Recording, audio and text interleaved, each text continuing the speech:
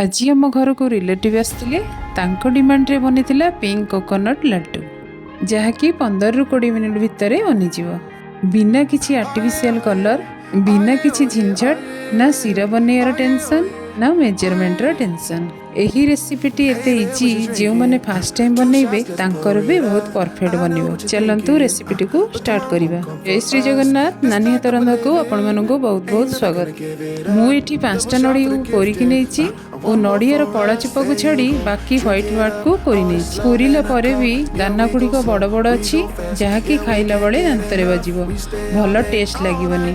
तो आमे नड़िया गुड़ी को ग्राइंड करदेबा। आपण चाहिए रोस्टेड कोकोनट भी नहीं परिवे। देखंतु दाना गुड़िक केते परफेक्टली ग्राइंड हो जाइछि। एटा आम लड्डू पई पूरा परफेक्ट साइज।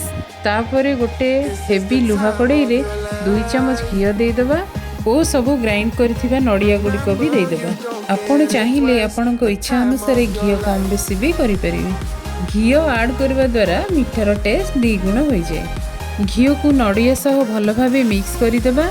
ध्यान रखिए मुझे कड़े को गैस रे बसैनी जे पर्यंत घी नड़िया सह भल भाव न मिसी से पर्यंत भल भाव मिक्स करिबा। देखंतु एठी घी और नड़िया भल भाव मिसी जाइछि। एबे कड़े को गैस रे बसैबा। गैस रो फ्लेम को स्लो और मीडियम मझे रखिए। केबे भी हाई फ्लेम रे रखिबेनी। हाई फ्लेम रे रखिले यार कलर चेंज हो जिवो आ देखिबा को भल लागिबनी। एमिति स्लो फ्लेम रे सेकिबा द्वारा नड़िया रो तेल बाहरिबो जार कलर बहुत मस्त आसीबो। एबे हमें सेथरे गोटे कप मिल्क पाउडर ऐड करिबा। आपण को भी ब्रांड रो मिल्क पाउडर ऐड करि परिबे। मिल्क पाउडर ऐड करबा द्वारा स्वीटल भली टेस्ट आसथे। एमिति लागिबो जेमिति खुआरे तयारी हेछि। 2 मिनिट परे हमें सेथरे मिल्क ऐड करि देबा। मु एठी होल मिल्क ऐड करिछि मलाई सह। जदि आपण क्षीर को स्किप कले ताहले लड्डू गुड़िक सुखा सुखा लगे। एबे हमें बीटरूट और क्षीर को भल भाव फाइन पेस्ट करदबा। ग्राइंड कला परे ताकू मु छाणी देछि। तापर हमें बीट जूस टी को देदेबा।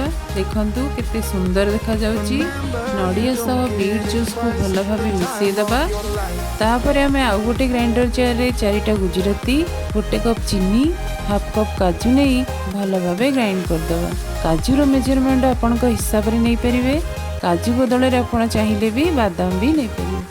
देखंतु काजू सह चीनी और गुजराती केते भल भाव ग्राइंड हो जाइछि। बनैथिबा पाउडर टी को आमे देदेबा और भल भाव मिक्स करदेबा। चीनी को पाउडर करदेबा द्वारा बाइंडिंग टा भल होइथाय जहाँ द्वारा लड्डू बनैबा सहज होइथाय। एबे हमें आपको गोटे जगार काढ़ी हल्का ठंडा करदेबा। ठंडा हो गला परे देखि पारुथिबे केते सुंदर भावे बाइंडिंग हो जाइछि आउ केते इजीली लड्डू गुड़ी को बनी जाउछि। मु एठी 5टा नड़िया नेइथिली सेथिरे 50टा लड्डू बनिछि। मो प्लेट रे जगह हबनी बोली मु अल्प लड्डू नेछि। एमिति करी आपण माने प्रस्तुत जंतुणी रे लड्डू बनैबे। तापरे हमें किछि होममेड रोस्टेड कोकोनट नेबा। मु प्रथम रु कहिथिली नड़िया कर बदल रे आपण रोस्टेड कोकोनट भी नै परिबे। आउ केमिति बनैछि रेसिपी दरकार थिले कमेंट रे जणैबे। प्रस्तुत लड्डू रे मु एठी रोस्टेड कोकोनट को कोट करि दैछि। तापरे टिके एमिति झाड़ी दैछि। एमिति कले एक्स्ट्रा जहा लागिथिबो झड़ी जिवो। लड्डू को एमिति कोट करिवा द्वारा स्वीट स्टॉल लड्डू परी लगी थाए। सॉफ्ट सॉफ्ट कोकोनट लड्डू प्रस्तुत हो गला जहाँकि खूब कम सामग्री रे घरे सहज रे बनै परिवे। पिलाठू बड़ जाए समस्ते यार टेस्ट को पसंद करिवे।